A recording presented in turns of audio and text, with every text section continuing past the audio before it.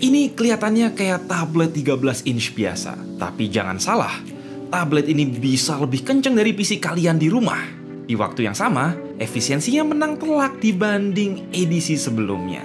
Kok bisa ya Asus bikin tablet se-powerful dan se-efisien ini?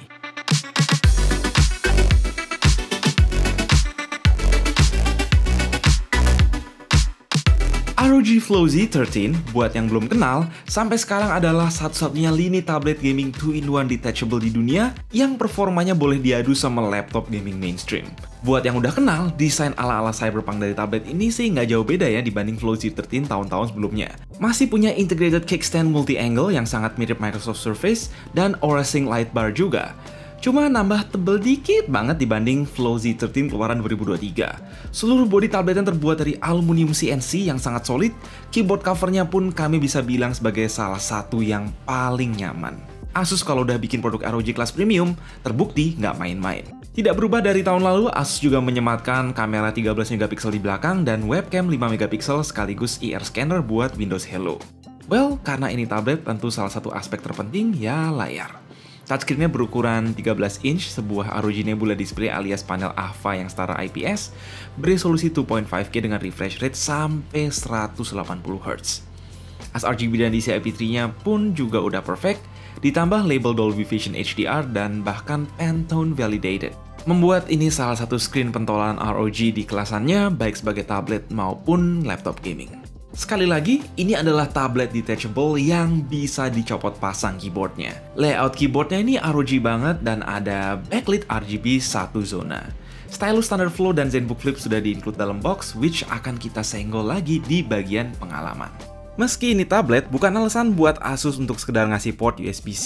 Di sisi kanan terdapat combo audio jack, USB-A 3.2 Gen 2, bareng tombol screen export, volume, dan tombol power. Lanjut kiri, ada dua USB 4 full function yang support charging dan display, HDMI 2.1 full size, ROG Slim Charging Port 200W, dan slot micro SDXC UHS-2.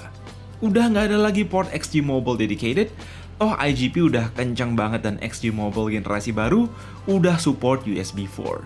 Untungnya, selain sang adapter 200W, di dalam box udah terdapat charger 100W USB-C, sleeve, dan juga stylus. Di dalam terdapat produk yang bernama AMD Ryzen AI Max Plus. Ya, nggak salah. Ryzen sekarang ada Max dan ada Plusnya. AMD Ryzen AI Max Series bercodename Strix Hello ini bisa dibilang adalah sebuah lini super APU yang terdiri atas 8 hingga 16 core Zen 5. Cache-nya itu bisa sampai 60 MB, XDNA NPU sampai ke 50 TOPS, dan yang paling penting, mempunyai sebuah integrated GPU yang performanya mampu perform selevel GPU discrete mainstream macam RTX 4070 laptop. Nah, AMD Ryzen AI Max Plus 395 ini adalah yang versi mentoknya. Punya 16 core 32 threads dengan performa mendekati level desktop dan AMD Ryzen 8060S yang punya 40 compute unit. Sebagai perbandingan, IGP AMD yang paling kencang sebelumnya adalah Radeon 890M dan itu cuma punya 16 compute units. Tanpa diragukan, Radeon 8060S ini adalah IGP yang paling powerful di muka bumi saat video ini dibuat. Efisiensi juga adalah kunci untuk perangkat-perangkat ultra portable macam tablet. Dengan disatukannya CPU dan GPU powerful dalam satu chip, juga Unified RAM up to 64GB yang dijual di Indonesia, chip ini bukan sekedar APU paling powerful, tapi juga yang paling efisien dalam hal performa per watt. TDP range-nya adalah di kisaran 45-125 watt, namun di Flow Z13, limit turbo di settingan manual adalah hingga kisaran 90 watt aja. Ya, which is sudah di luar biasa gede untuk sebuah tablet Windows 13 inch yang umumnya pakai chip TDP 15 hingga 28 watt. Lagi-lagi, konfigurasi RAM yang dijual di sini adalah 32GB dan 64GB. Masing-masing bisa allocate dedicated VRAM up to 24GB dan 48GB. Hah, kurang kenyang VRAM gak loh? Meski dalaman Flow Z13 gak bisa dibongkar oleh user, ya di bawah kickstand ada Quick Access Door SSD NVMe M.2 2230 yang berisi 1TB dan saat ini bisa kalian upgrade sampai 2TB.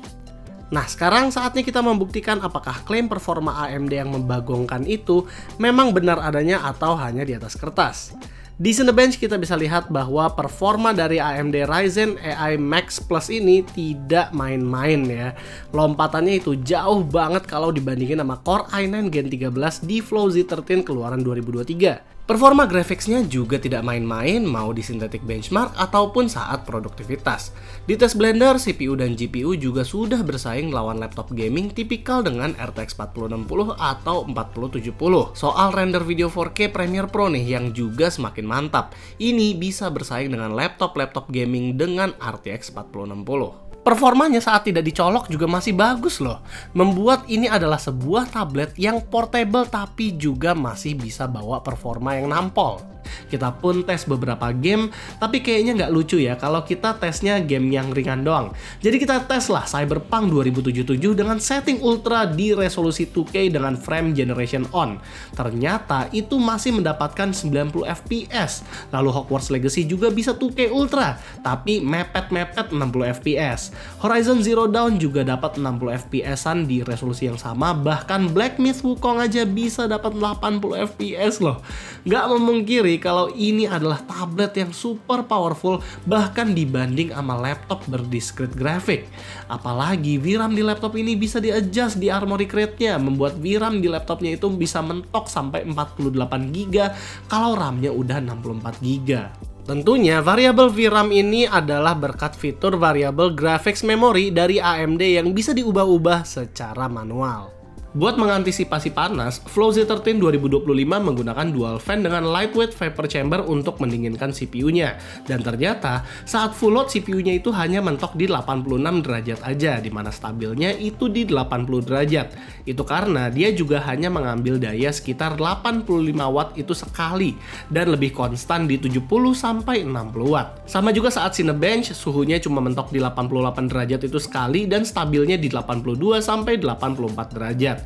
Sementara package powernya juga lagi-lagi di 70-60 watt.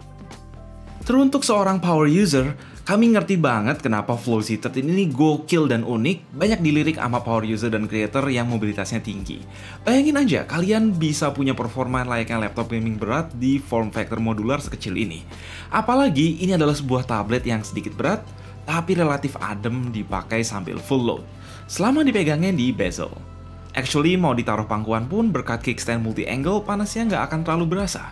Kami punya beberapa teman desainer dan ilustrator yang actually milih pakai ROG Flow series, khususnya Z13 sebagai daily driver karena mampu memberikan experience mirip Microsoft Surface dengan stylus aktif, bareng kekuatan laptop gaming yang proper. Dimana untuk sesekali render 3D berat, edit video 4K, atau main game nggak akan nge-lag, dan nggak perlu pindah device ke laptop apalagi PC. Baterai juga improve dari tahun lalu, sekarang udah dikasih 70Wh, yakni ketahanannya hampir selevel laptop mainstream yang kuat sekitar 8 jam playback YouTube atau gaming sekitar 2 jam. Jadi asik lah dipakai mondar-mandir tanpa dikit-dikit nyari colokan. Charger bawaan punya daya 200 watt yang beratnya sekitar 500 graman. Namun, sekalipun pakai adapter USB 100 watt, penalti performanya nggak signifikan, walau kami coba adapternya agak pilah-pilih. Pasti ideal kalau dikasih adapter ROG Flow Z13 2023 yang 130 watt. Apalagi karena ini menggunakan prosesor AMD Ryzen yang punya iGPU powerful, dia bisa jalin aplikasi image generator lokal macam Amuse AI. Yang disayangkan di sini hanyalah speaker stereo yang kurang akan bass. Sedikit notes, walaupun dari tadi kita selalu bilang ini tablet keren dan gokil mulu, kami secara personal masih belum biasa dengan tablet Windows yang UI dan UX-nya belum seseamless Android atau iOS. Sehingga masih tetap lebih demen 2-in-1 flip macam ROG Flow X13 dengan ergonomik lebih ke laptop. Sekali lagi, target pasarnya kan untuk power user yang Windows oriented ya, dan kami tetap bersyukur Asus berani membuat produk unik seperti ini. Jadi, kuartal pertama 2025 ini adalah momen bersejarah baik buat Asus maupun AMD. ROG Flow Z13 yang sampai sekarang merupakan device unik, nggak sekedar berhasil jadi makin powerful, tapi juga ngeset rekor efisiensi baru. Mantep banget pokoknya AMD berhasil mengintegrasikan IGP, CPU, dan NPU dalam APU sekencang ini. Dimana ini membuka possibility lebih banyak untuk menaruh IGP level graphics discrete ke dalam laptop-laptop atau tablet high-end lain, apabila memang membutuhkan power besar dalam keterbatasan form factor mobile. Saat ini, kendalanya memang di biaya produksi dan yield produksi terbatas, namun seiring waktu, semoga aja seri ROG dan ProArt high-end lain, khususnya PX13 dan Zephyrus series, kedepannya bisa kebagian Ryzen AI Max series juga. Di mana GPU discrete makin kesini rasanya makin nelen daya gede, sedangkan hidup orang makin mobile dan butuh processing power gede yang efisien, solusi semacam ini adalah solusi yang ditunggu-tunggu.